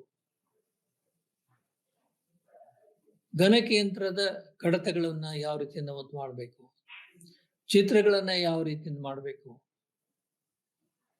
ಮ್ಯಾನ್ಸ್ಕ್ರಿಪ್ಟ್ಗಳನ್ನ ಯಾವ ರೀತಿ, ಪಾಮ್ಲಿಪ್ ಮ್ಯಾನ್ಸ್ಕ್ರಿಪ್ಟ್ಗಳನ್ನ ಯಾವ ರೀತಿ ಮಾಡಬೇಕು, microforms, motion pictures, multimedia, music, object, sound recording, video recording, activity card, ಹೀಗೆ ಅನೇಕ ಅಮುದ್ರಿತ ಗ್ರಂಥಗಳು ಗ್ರಂಥಾಲಯಗಳಲ್ಲಿ ಇಂದು ಸೇರ್ಪಡೆ ಆಗ್ತಾ ಇದ್ದಾವೆ. ಆ ಎಲ್ಲ ಅಮುದ್ರಿತ ಗ್ರಂಥಗಳನ್ನು ಅದು ಅಮುದ್ರಿತ ಗ್ರಂಥ ಅಂತ ನಮೂದು ಮಾಡಲಿಕ್ಕೆ ಈ ಎಲ್ಲ ಒಂದು ಪಟ್ಟಿ, ಅದಕ್ಕೆ ಅದರ ಪ್ರತಿಯೊಂದಕ್ಕೆಲ್ಲ ಒಂದು ಕೋಡ್ ಇದೆ ಮುಂದೆ, ಆ ಕೋಡನ್ನು ನಾವು ನಮೂದು ಮಾಡಬೇಕಾಗುತ್ತೆ. ಸೊ ಇದು ಒಂದು ಪಟ್ಟಿ. ಈ ಪಟ್ಟಿಯ ಮುಖಾಂತರ ನಾವು ಗ್ರಂಥಾಲಯದಲ್ಲಿ ಇರುವಂತಹ ಅಮೃತ ಗ್ರಂಥಗಳನ್ನು ಒಂದು ವಿಶೇಷವಾಗಿ ನಮೂದು ಮಾಡುವಂತ ಒಂದು ಪರಿಪಾಠ ಇದೆ. We have to designate the non-book materials by the given code against this particular table of general material designations. We find in the ASCR, we find some codes given to each one of these general materials or the non-book materials. Okay. So cartographic materials, ಉದಾಹರಣೆಗೆ ಅಟ್ಲಾಸ್ಗಳು, ಗ್ಲೋಬ್ಗಳು, ಗ್ಯಾಜೆಟಿಯರ್ಸ್ಗಳು, ಅದಕ್ಕೆ ನಾವು ನಮೂದು ಮಾಡುವಂಥ general material designations ಇಲ್ಲಿ ಈ ಅಂಕನ ಪಟ್ಟಿಯಲ್ಲಿ ನಾವು ನಮೂದು ಮಾಡಿದ್ದೇವೆ. ಆ ಎಲ್ಲ ನಮೂದುಗಳನ್ನು, ಅವುಗಳು ಬೇಕಾಗುವಂಥ ಕೋಡ್ಗಳನ್ನು, ಒಂದು ಸಂಜ್ಞೆಗಳನ್ನು ACR ಈ ಕೆಟಲಾಗಿಂಗ್ ಸೂಚೀಕರಣ ನಿಯಮಾವಳಿಗಳ ಕೈಪಿಡಿ ನಮಗೆ ನೀಡುತ್ತೆ. ACRದಲ್ಲಿ ನಾವು ಎಲ್ಲ ಈ ಅಮುದ್ರಿತ ಗ್ರಂಥಗಳ ಬಗ್ಗೆ ಇರುವಂತಹ ಸಂಜ್ಞೆಗಳನ್ನು ನಾವು ಅಲ್ಲಿಂದ ಪಡೆಯಬಹುದು. ಸೊ ಇನ್ನು ಕೆಲವೊಂದು ವಿವರಗಳನ್ನ ಇಲ್ಲಿ ಹೇಳ್ಬೇಕಂದ್ರೆ, ಇಂದು ನಾವು ವರ್ಲ್ಡ್ ವೈಡ್ ವೆಬ್ ಅಥವಾ ಇಂಟರ್ನೆಟ್, ಅಂತರ್ಜಾಲ, ಇದರ ಬಗ್ಗೆ ನಾವು ಕೇಳ್ತಾ ಇದ್ದೇವೆ. ಅನೇಕ ಗ್ರಂಥಗಳು ಇಂದು ಡಿಜಿಟಲ್ ಫಾರ್ಮ್ದಲ್ಲಿ, ಎಲೆಕ್ಟ್ರಿಕ್ ಫಾರ್ಮ್, ವಿದ್ಯುನ್ಮಾನ ಫಾರ್ಮ್ದಲ್ಲಿ ಇವತ್ತು ಲಭ್ಯವಾಗಿದೆ. ಅವಕ್ಕೆಲ್ಲ ನಾವು ವೆಬ್ ರಿಸೋರ್ಸಸ್ ಅಂತೇವೆ. ಆ ವೆಬ್ ರಿಸೋರ್ಸಸ್ ಕೆಟಲಾಗ್ ಮಾಡುವಂಥ ಹೊಸ ಒಂದು ನಿಯಮಾವಳಿಗಳನ್ನು ಇಂದು ರೂಪಿಸಲಾಗುತ್ತದೆ. ಆ ಒಂದು ವೆಬ್ ರಿಸೋರ್ಸ್ಗಳನ್ನ ರೂಪಿಸುವಂತಹ ಒಂದು ವ್ಯವಸ್ಥೆಯನ್ನ ಮೆಟಾಡೇಟಾ ಅನ್ನುವಂತಹ ಒಂದು ಹೊಸ ಸಂಜ್ಞಾರ್ಥಕ ಒಂದು ವ್ಯವಸ್ಥೆಯಿಂದ ನಾವು ಮಾಡಲಿಕ್ಕೆ ಸಾಧ್ಯ ಆಗುತ್ತೆ. Cataloguing of web resources, cataloguing of electronic resources, ಇದರಲ್ಲಿ ಏನು ಬೇಕಾದ ಗ್ರಂಥಗಳಿರ್ಬೋದು, ಅಥವಾ ಆಡಿಯೋ ವಿಜುವಲ್ ಮಟೀರಿಯಲ್ ಇರ್ಬೋದು, ಅಥವಾ ದೃಶ್ಯ ಸೇವನ ಮಾಧ್ಯಮದಂತ ಇರ್ಬೋದು, ವಿಡಿಯೋಸ್ ಇರ್ಬೋದು, ಮೈಕ್ರೋಫಾರ್ಮ್ಸ್ ಇರ್ಬೋದು, ಅಥವಾ ಮೋಷನ್ ಫಿಲ್ಮ್ಸ್ ಇರ್ಬೋದು, ಡಾಕ್ಯುಮೆಂಟ್ರೀಸ್ ಇರ್ಬೋದು, ಅಥವಾ ನಮ್ಮ ಟೆಲಿವಿಷನ್ದಲ್ಲಿ ಬರುವಂತಹ, ದೂರದರ್ಶನದಲ್ಲಿ ಬರುವಂತಹ ಅನೇಕ ಸೀರಿಯಲ್ಗಳ ಬಗ್ಗೆ ಇರ್ಬೋದು. ಸೊ ಎಲ್ಲ ಇಂದು ಈ ಚಲನಚಿತ್ರ ಮಾಧ್ಯಮ ತುಂಬಾ ಬದಲಾವಣೆ ಆಗ್ತಾ ಇದೆ. ಮೊದಲು ನಾವು ಸಿನಿಮಾ ಥಿಯೇಟರ್ಗಳಿಗೆ ಹೋಗಿ ಚಲನಚಿತ್ರಗಳನ್ನ ನೋಡ್ತಾ ಇದ್ದೇವೆ. ಈ ಕೊರೋನಾ ಬಂದ ನಂತರ ಸಿನಿಮಾ ಹಾಲ್ಗಳು ಸಂಪೂರ್ಣವಾಗಿ ಮುಚ್ಚಲಾಗಿತ್ತು, ಹಾಲ್ಗಳನ್ನು ಸಂಪೂರ್ಣವಾಗಿ ಮುಚ್ಚಲಾಯಿತು. ಹೀಗಾಗಿ ಚಲನಚಿತ್ರ ಉದ್ಯಮದವರು ಅನೇಕ ಹೊಸ ಹೊಸ ಆಯಾಮಗಳನ್ನು ಕಂಡುಹಿಡಿದಿದ್ದಾರೆ. ಉದಾಹರಣೆಗೆ ಟೆಲಿವಿಷನ್ ಮುಖಾಂತರ ಆ ಎಲ್ಲ ಚಲನಚಿತ್ರಗಳನ್ನು ಪ್ರಸಾರ ಮಾಡುವಂಥದ್ದು. ಇನ್ನೊಂದು, ಯಾವುದೇ ಒಂದು ಸೀಮಿತ ಪ್ರದೇಶದಲ್ಲಿ ಚಲನಚಿತ್ರವನ್ನ ಸಂಪೂರ್ಣವಾಗಿ ಸೆರೆ ಹಿಡಿಯುವಂತಹ ಒಂದು ವ್ಯವಸ್ಥೆಯನ್ನ ಕೇವಲ ಒಂದು ಲೊಕೇಶನ್ದಲ್ಲಿ, ಕೇವಲ ಒಂದು ಬಿಲ್ಡಿಂಗ್ ನಲ್ಲಿ ಮಾಡಿ ಅದನ್ನ ಇಂಟರ್ನೆಟ್ ಮುಖಾಂತರ ಪ್ರಸಾರ ಮಾಡುವಂತ ಅದನ್ನ OTT ಅಂತ ಹೇಳ್ತಾರೆ, ಓವರ್ ದಿ ಟೆಲಿಕಮ್ಯುನಿಕೇಶನ್ ಟರ್ಮಿನಲ್ ಅಂತ.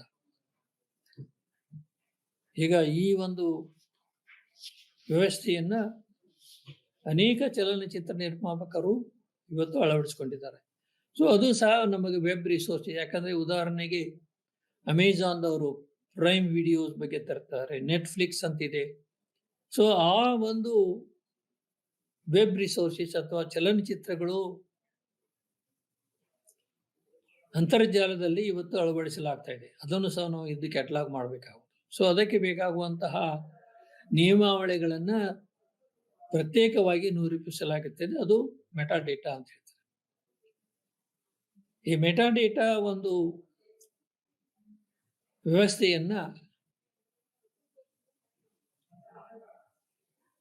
ಜಗತ್ತಿನ ಅತ್ಯಂತ ಬೃಹತ್ ಗ್ರಂಥಾಲಯ ಜಾಲದ ಒಂದು ಸಂಸ್ಥೆಯಾದಂತಹ OCLCನವರು ಆಚರಣೆಗೆ ತಗೊಂಡ್ಬಂದಿದ್ದಾರೆ. ಅವರು ರೂಪಿಸಿದಂತಹ ಡಬ್ಲಿನ್ ಕೋರ್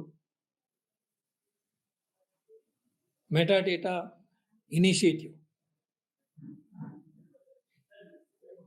ಈ ಡಬ್ಲಿನ್ ಕೋರ್ ಮೆಟಾಡೇಟಾ ಎಲಿಮೆಂಟ್ಸ್ಗಳನ್ನು ನಾವು ಯಾವುದೇ ವೆಬ್ ಸಂಪನ್ಮೂಲಗಳಿಗೆ ಅಳವಡಿಸಬಹುದು. ಉದಾಹರಣೆಗೆ ಒಂದು ಚಲನಚಿತ್ರ ಇದೆ ಅಂತ ಹೇಳ್ಬೋದು, ಅದರ ಕ್ರಿಯೇಟರ್ ಯಾರು, ಅದರ ಶೀರ್ಷಿಕೆ ಏನಿದೆ, ಅದರ ಪ್ರಕಾಶಕರು ಯಾರು, ಅದರ ಅವಧಿ ಏನು, ಅದು ಯಾವ ಭಾಷೆಯಲ್ಲಿದೆ, ಹೀಗೆ ಸುಮಾರು 15 ವಿವಿಧ ಅಂಶಗಳನ್ನು ಹೊಂದಿದಂತಹ ಮೆಟಾಡೇಟಾ, ಡಬ್ಲಿನ್ ಕೋರ್ ಮೆಟಾಡೇಟಾ ಒಂದು ರಚನಾತ್ಮಕ ಒಂದು ಕೈಪಿಡಿ ನಿರ್ಮಾಣ ಆಗಿದೆ. So metadata elements of the Dublin core 15 ಅದನ್ನ ಇವಾಗ ಬೆಳೆಸಿ 18 ಎಲಿಮೆಂಟ್ಸ್ಗಳನ್ನು ಮಾಡಿದ್ದಾರೆ. ಈ 15 ಎಲಿಮೆಂಟ್ಗಳಲ್ಲಿ 15 ಅಂಶಗಳಲ್ಲಿ ಪ್ರಮುಖವಾದಂತಹದ್ದು, ಯಾಕಂದ್ರೆ ಇವಾಗ ವಿದ್ಯುನ್ಮಾನ ಗ್ರಂಥಗಳನ್ನ ನಾವು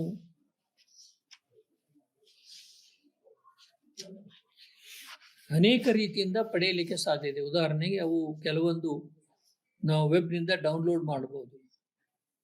ಈ ಡೌನ್ಲೋಡ್ ಮಾಡಬೇಕಾದ್ರೆ ಕೆಲವೊಂದು ನಿಯಂತ್ರಣಗಳಿರ್ತವೆ, ಕೆಲವೊಂದು ಕಂಟ್ರೋಲ್ಗಳಿರ್ತವೆ, ಕಾಪಿರೈಟ್ ಕಂಟ್ರೋಲ್ ಇರ್ತವೆ. ಯಾವ ಗ್ರಂಥ, ಯಾವ ಒಂದು ವೆಬ್ ರಿಸೋರ್ಸ್, ಯಾವ ಒಂದು ಅಂತರ್ಜಾಲ ಸಂಪನ್ಮೂಲಗಳನ್ನ ನಾವು ನಿಯಂತ್ರಣವಿಲ್ಲದೆ ಡೌನ್ಲೋಡ್ ಮಾಡುವಂತ ವ್ಯವಸ್ಥೆ ಇದೆ ಅನ್ನುವಂಥದ್ದು, ಅದನ್ನ ನಮೂದು ಮಾಡುವಂತ ಒಂದು ಅಂಶ ಈ ಡಬ್ಲಿನ್ ಕೋರ್ದಲ್ಲಿದೆ. ಅದು ರೈಟ್ಸ್ ಮ್ಯಾನೇಜ್ಮೆಂಟ್ ಅಂತ ಹೇಳ್ತಾರೆ. ಎಲ್ಲ ಗ್ರಂಥಗಳು, ಎಲ್ಲ ಅಂತರ್ಜಾಲ ಸಂಪನ್ಮೂಲಗಳು ಉಚಿತವಾಗಿ ಲಭ್ಯವಾಗುತ್ತವೆ. ಅನೇಕ ಈ ಸಂಪನ್ಮೂಲಗಳು ಕಾಪಿರೈಟ್ ಕಾಯ್ದೆ ಅಡಿಯಲ್ಲಿ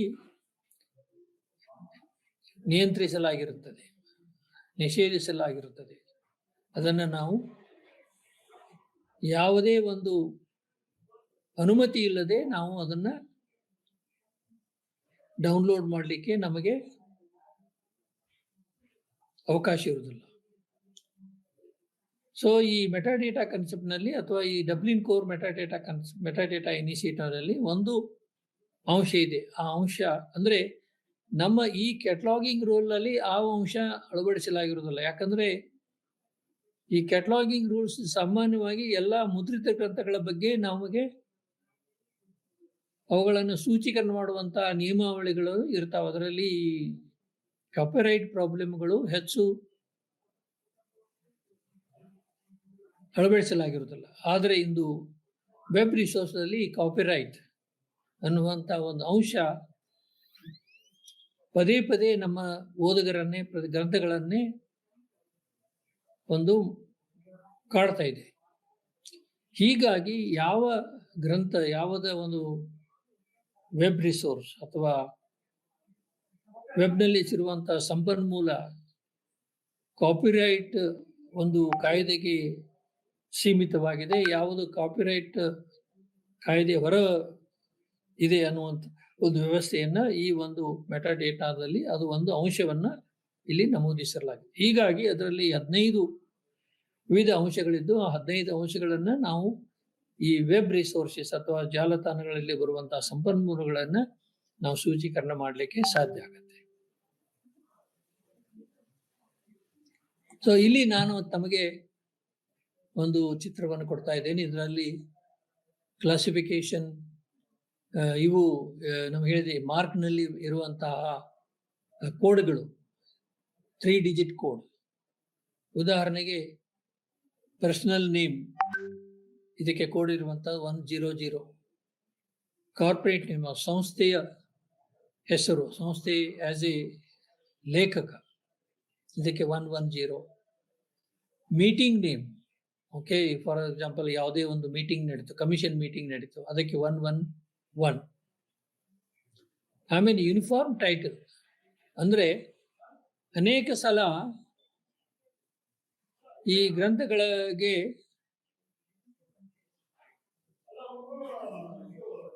ಸಂಪಾದಕರು ಇರ್ತಾರೆ. ಉದಾಹರಣೆಗೆ ಡಿಕ್ಷನರಿ ಇದ್ದಾವೆ. ಡಿಕ್ಷನರಿ ಯಾವ ಒಬ್ಬ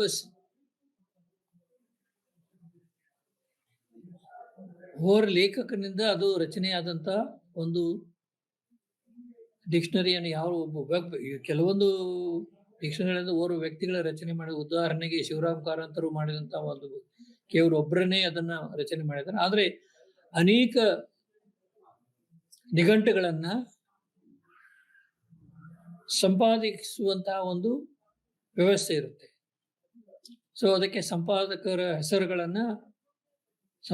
ಹೆಸರುಗಳು ಬದಲಾವಣೆ ಆಗ್ತಿರ್ತವೆ. ಹೀಗಾಗಿ ನಮಗೆ ಆ ಸಂಪಾದಕರ ಬದಲಾಗುತ್ತಿರುವ ಸಂಪಾದಕರ ಹೆಸರನ್ನು ಪದೇ ಪದೇ ನಮೂದು ಮಾಡಲಿಕ್ಕೆ ಸಾಧ್ಯವಾಗದ ಕಾರಣ ಈ ನಿಘಂಟುಗಳನ್ನು ಮತ್ತು ವಿಶ್ವಕೋಶಗಳನ್ನು ಸಾಮಾನ್ಯವಾಗಿ ನಾವು ನಮೂದುಗಳನ್ನು ಮಾಡಬೇಕಾದ್ರೆ, ದಾಖಲೆಗಳನ್ನು ಮಾಡಬೇಕಾದ್ರೆ ಶೀರ್ಷಿಕೆಯನ್ನ ನಮೂದು ಮಾಡಿ ಆ ನಮೂದುಗಳಿಗೆ ನಾವು ಈ 130 ಅನ್ನುವಂಥ ಕೋಡನ್ನ ನಾವು ಸೇರಿಸಬೇಕು. ಉದಾಹರಣೆಗೆ ಎನ್ಸೈಕ್ಲೋಪೀಡಿಯಾ ಬ್ರಿಟಾನಿಕಾ, ಇದಕ್ಕೆ ಯಾವುದೇ ಒಂದು ನಿರ್ದಿಷ್ಟವಾದಂತಹ ಸಂಪಾದಕತ್ವ ಇಲ್ಲ. ಸುಮಾರು ವರ್ಷಗಳಿಂದ ಪ್ರಕಟವಾಗುವಂತಹ ಎನ್ಸೈಕ್ಲೋಪೀಡಿಯಾ ಬ್ರಿಟಾನಿಕಾದ ಸಂಪಾದಕ ಜವಾಬ್ದಾರಿಯನ್ನು ಬೇರೆ ಬೇರೆ ವ್ಯಕ್ತಿಗಳು ನಿಭಾಯಿಸಿದ್ದಾರೆ. ಹೀಗಾಗಿ ಯಾವುದೇ ಒಬ್ಬ ವ್ಯಕ್ತಿಗೆ ಅದರ ಒಂದು ಜವಾಬ್ದಾರಿಯನ್ನು ನಾವು ನೀಡಲಿಕ್ಕೆ ಸಾಧ್ಯ ಆಗುವುದಿಲ್ಲ. ಹೀಗಾಗಿ ಅದನ್ನು ನಾವು ಶೀರ್ಷಿಕೆಯಾಗಿ ದಾಖಲಿಸುವಂತಹ ಒಂದು ಪರಿಪಾಠ ಈ ASIR ನಿಯಮಾವಳಿಗಳ ಕೈಪಿಡಿ ನಮಗೆ ನೀಡುತ್ತದೆ. ನಂತರ ಟೈಟಲ್, ಇಲ್ಲಿ 240 ಟೈಟ್ಲ್ಗೆ ಯೂನಿಫಾರ್ಮ್ ಟೈಟಲ್ ಅಂದ್ರೆ ಈಗ ಒಂದು ನಿಘಂಟು ಇರಬಹುದು ಅಥವಾ ಒಂದು ವಿಶ್ವಕೋಶ ಇರಬಹುದು, ಅದಕ್ಕೆ ಅದ ಟೈಟಲ್ ಎಂಟ್ರಿ ಇರೋದ್ರಿಂದ ಅದಕ್ಕೆ ನಾವು 2245 code. Title proper general material destination, reminder of the title, statement of responsibility.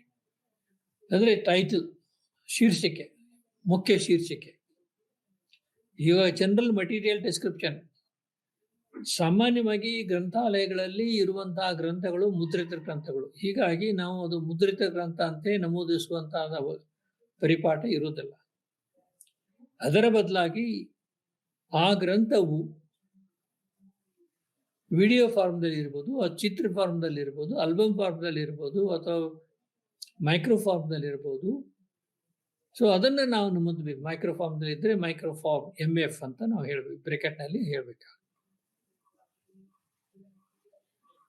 ಉದಾಹರಣೆಗೆ ಮಹಾತ್ಮ ಗಾಂಧಿಯವರ ಒಂದು ಗ್ರಂಥ ಕಂಪ್ಲೀಟ್ ಅದು ಆಲ್ಬಮ್ ಫಾರ್ಮ್ದಲ್ಲಿ, ಫೋಟೋಗ್ರಾಫ್ ಫಾರ್ಮ್ನಲ್ಲಿ ಇದೆ. So Mahatma Gandhi collected works ಎಲ್ಲ ಫೋಟೋಗ್ರಾಫ್ ಇರೋದನ್ನ ಬ್ರಾಕೆಟ್ನಲ್ಲಿ ಫೋಟೋಗ್ರಾಫ್ಸ್ ಅಂತ ಹೇಳ್ಬಿಟ್ಟು, ಆಮೇಲೆ ಕಲೆಕ್ಟೆಡ್ ವರ್ಕ್ಸ್ ಅಂತ ನಾವು ಉಳಿದ ಶೀರ್ಷಿಕೆ, ಉಳಿದ ಭಾಗವನ್ನು ನಾವು ಅಲ್ಲಿ ಎಲ್ಲ ಗ್ರಂಥಗಳಿಗೆ ಉಪಶೀರ್ಷಿಕೆಗಳು ಇರೋದಿಲ್ಲ. ಕೆಲವೊಂದು ಗ್ರಂಥಗಳಿಗೆ ಉಪಶೀರ್ಷಿಕೆ ಇರ್ತವೆ. ಆ ಸ್ಟೇಟ್ಮೆಂಟ್ ಆಫ್ ರೆಸ್ಪಾನ್ಸಿಬಿಲಿಟಿ, ಈ ಗ್ರಂಥವನ್ನು ರಚನೆ ಮಾಡಲಿಕ್ಕೆ ಕಾರಣಕರ್ತರಾದಂತಹ ಹೆಸರನ್ನು ಯಾವ ರೀತಿಯಿಂದ ಕೊಡ್ಬೇಕಂದ್ರೆ ಆ ಹೆಸರು ಯಾವ ಪ್ರಕಾರ ಅವ್ರು ಬರೀತಾರೆ ಅದೇ ಪ್ರಕಾರ ಇಲ್ಲಿ ಕೊಡಬೇಕು. ವೇರಿಯಿಂಗ್ ಫಾರ್ಮ್ ಆಫ್ ಟೈಟಲ್, ಈ ಕೆಲವು ಸಲ ಈ ಟೈಟಲ್ ಅಥವಾ ಶೀರ್ಷಿಕೆ ಚೇಂಜ್ ಆಗುತ್ತೆ. ಅಥವಾ ಉದಾಹರಣೆಗೆ ಮೊದಲೇ ಆವೃತ್ತಿಯಿಂದ 4ನೇ ಆವೃತ್ತಿ ಬಂದಾಗ ಅದು ಶೀರ್ಷಿಕೆ ಚೇಂಜ್ ಆಗ್ಬೋದು. ಸೊ ಆ ಬದಲಾದ ಶೀರ್ಷಿಕೆಯನ್ನು ಸಹ ನಾವು ಕೊಡಬೇಕು. ಸೊ ಇದು ಕೆಲವೊಂದು ಉದಾಹರಣೆಗಳನ್ನಷ್ಟೇ ಕೊಟ್ಟಿದ್ದೇನೆ. ಇದರಲ್ಲಿ ಸುಮಾರು 300ಕ್ಕಿಂತ ಹೆಚ್ಚು ಅಂಶಗಳು ಈ ಮಾರ್ಕ್ ರೆಕಾರ್ಡ್ ಫಾರ್ಮೆಟ್ ಅಲ್ಲಿ ಇದ್ದಾವೆ. ಎಲ್ಲ 300 ಅಂಶಗಳಿಗೆ ನಿಗದಿಯಾದಂತಹ ಒಂದು ಕೋಡು ಅಥವಾ ಒಂದು ಸಂಜ್ಞೆ ಈ ಮಾರ್ಕ್ ರೆಕಾರ್ಡ್ ಫಾರ್ಮೆಟ್ ಅಲ್ಲಿ ಕೊಡ್ತಾರೆ.